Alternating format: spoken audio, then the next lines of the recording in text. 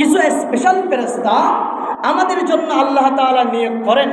এই যে এখানে প্রত্যেকটা শুক্রবারে স্পেশাল ফেরেশতা এসে মসজিদের কিনারায় কিনারায় খাতা কলম নিয়ে দাঁড়িয়ে থাকেন। সুবহানাল্লাহ। খাতা কলম নিয়ে কিসে থাকেন? দাঁড়িয়ে থাকেন।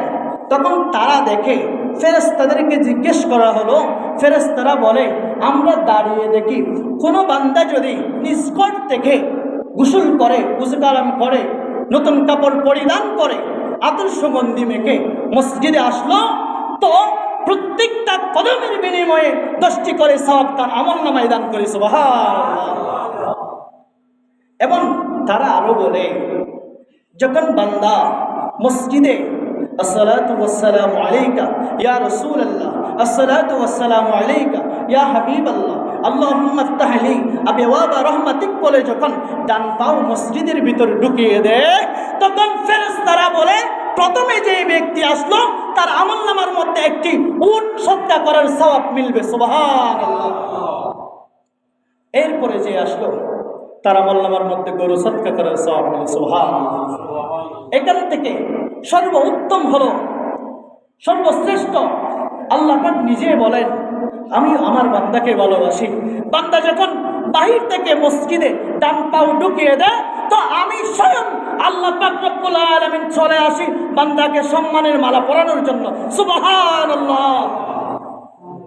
বান্দারা যখন একে একে একে একে মসজিদের মধ্যে চলে আসে, ফেরেশতারা বলে আমরা প্রত্যেকটা বান্দার আমলনামার মধ্যে কোনো না কোনো ছোট বড় সওয়াব দান করতে থাকে।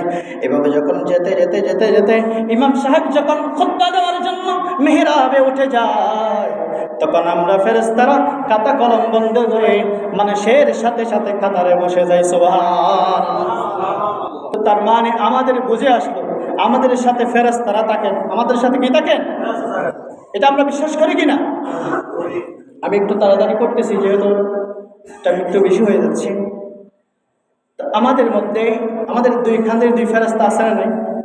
কিরামান কাতিবিনা ইয়ালামুনা মা তাফআলুনা, আছে না নাই? তো যদি থাকে, আল্লাহ পাক রব্বুল আলামিন বলে প্রত্যেকটা মানুষের সাথে সাথে ফেরেশতারাও থাকেন। তো হাদিসের ভাষায়, হাদিসের মধ্যে আছে ইমাম সাহেব যখন সূরা ফাতিহা পাঠ করে, সূরা ফাতিহার শেষে আমরা কি বলি? আমিন। কি বলি? আর একটা আওয়াজ দিয়ে বলেন না বাবা, আমরা কি বলি?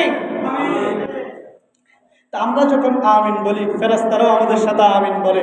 তো হাদিসের মধ্যে আছে আমার আমিনের সাথে আপনার আমিনের সাথে আপনার আমিনের সাথে যদি ফেরেশতার আমিন মিলে যায়, তো আপনার পিছনে গোটা জিন্দেগির সগীরা গুনাহ মাফ হয়ে যায়। সুবহানাল্লাহ।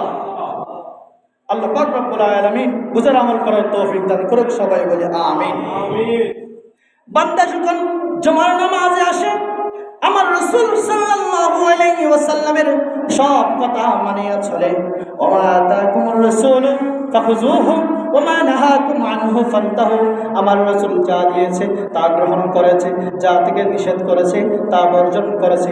এরকম যদি হয়, বান্দা যখন বলে আমানতু বিল্লাহি ওয়া মালাইকাতিহি ওয়া কুতুবিহি ওয়া রাসূলিহি ওয়াল ইয়াউমিল আখির ওয়াল কদরি খাইরিহি ওয়া শাররিহি মিনাল্লাহি তাআলা ওয়াল বা'সি বা'দাল মাউত। বান্দা যখন বলে, আল্লাহ রাব্বুল আলামিন বলেন বান্দা তুমি যেহেতু আমাকে বিশ্বাস করেছো, আখিরাতকে বিশ্বাস করেছো, নবীজিকে বিশ্বাস করেছো, এই জন্য আমি কোরআনুল কারীমের মধ্যে তোমাকে কি উপাধি দিলাম, একটি লকব দিলাম।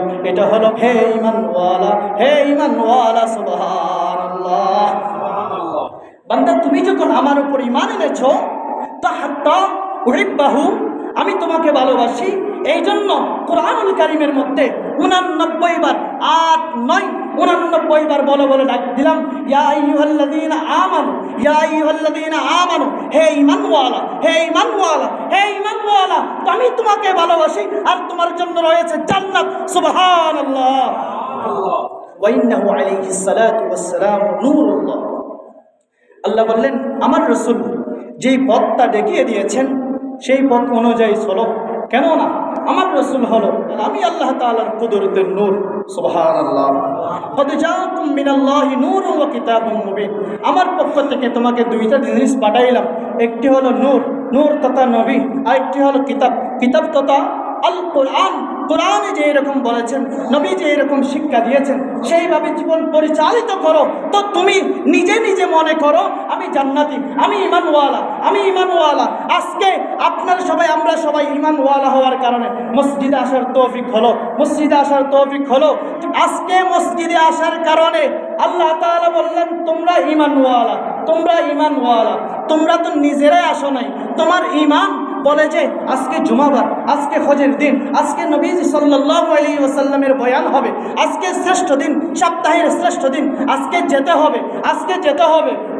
গোসল করে, নতুন কাপড় পরিধান করে, আতর সুগন্ধি মেখে যখন আপনি মসজিদে চলে আসলেন, তো আল্লাহ বললেন সেই ঈমানওয়ালা, সেই ঈমানওয়ালা। উচ্চ আওয়াজে বলি সুবহানাল্লাহ। আল্লাহ পাক রব্বুল আলামিন আজকে আমাদের সবাইকে এই ওয়াজের দ্বারা আমাদের জীবন পরিবর্তন করার তৌফিক দান করুক। সবাই বলি আমিন।